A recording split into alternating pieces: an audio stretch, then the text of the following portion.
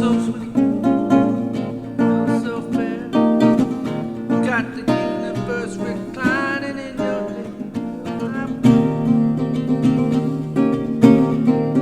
Yes, you're my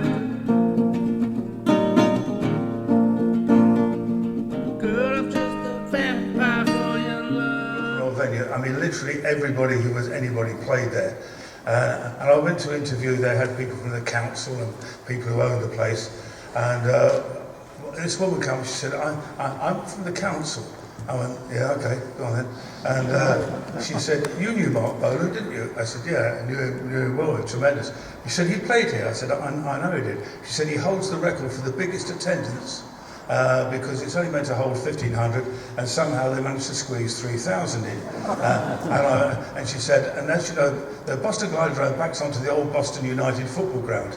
And when, how can we say this politely, the members who come, people who come along to see shows, if they got a bit amorous, they would climb over the fence and go into the main stand at Boston United Football Club and well, the best way to describe it is pretend to make babies and and she said 9 months and around that period after Marc played here, she said the birth rate in Boston went up by over 30%. And I went and checked it out, and look at the records, is absolutely right. So Marc has helped our population quite a lot in many ways.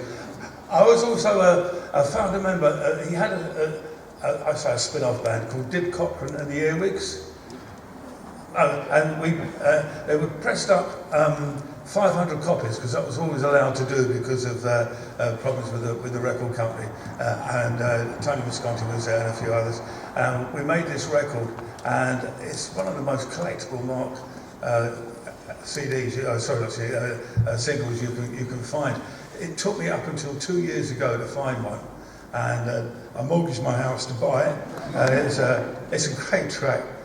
The other thing about Marc, which is interesting, is his love of all musicians and all music. Very close to here lived the great classical guitar player John Williams, and I did a concert with John at the Royal Festival Hall way back, and we came back to John's house afterwards to. I don't know what we came back to do, whatever we did it. And Marc turned up. And I didn't realise they were good friends. And John gave Marc a guitar to play, and Marc started playing some songs. And John Williams got his classical guitar up and was playing all these classical riffs and things around Marc's music to show how adaptable it was. For a video back then, that would have been priceless. I mean, it went on to about 3 in the morning. Marc also did me a great favour, which is back in 1970. I was living in Ilford in a flat with a tyrant of a landlady, and I was £8 short of my rent. And in desperation, I came up to London and went to 68 Dumbarton House, which was the home of Regal Xonophone and Essex Music. Where Denny Cordell founded, and also the 2 staff producers there were Tony Visconti and Gus Dudgeon. And I went there and said, "Is there any sessions, any work about anywhere? I'm £8 short of my rent, and Mrs. Cleary will cut bits off if I don't play it." And they went, "No, nothing around." Oh, shit. And I was walking back to Tottenham Court Road Station, and Tony Visconti came chasing. He said, "Got a session for you." I said, "You're joking." He said, "No." He said, "Trident Studios tonight, midnight," which was £9 a session. That was so. Not only I got my rent money, I got £1 for a drink. And I said, "Brilliant. Who's it for?" He said, "For Marc Bolan, the new single." And I went, "Oh, brilliant."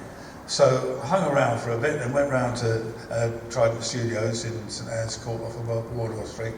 I went in there, and Marc was there with his band, always recorded things live with musicians, which I loved, which was great. I went down there, and he said, I'll play you all the track. So he got his guitar and he played and sang the track.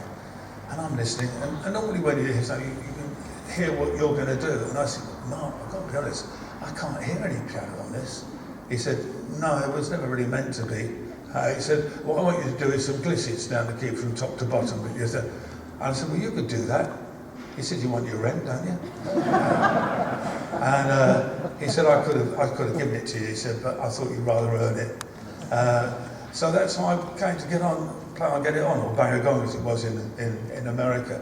I never forgot that, because there's not many people would do that. Obviously, Tony Visconti had gone back to Rick, was on the phone and said, anybody got anything for Rick?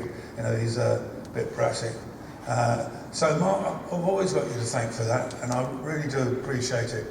And I think the measure of a great songwriter, a great performer, and a great man is if many years after their passing, you can draw crowds like this, be remembered, still people love his music and listen to it. That's the heritage he's left, and it just shows how bloody good he was. And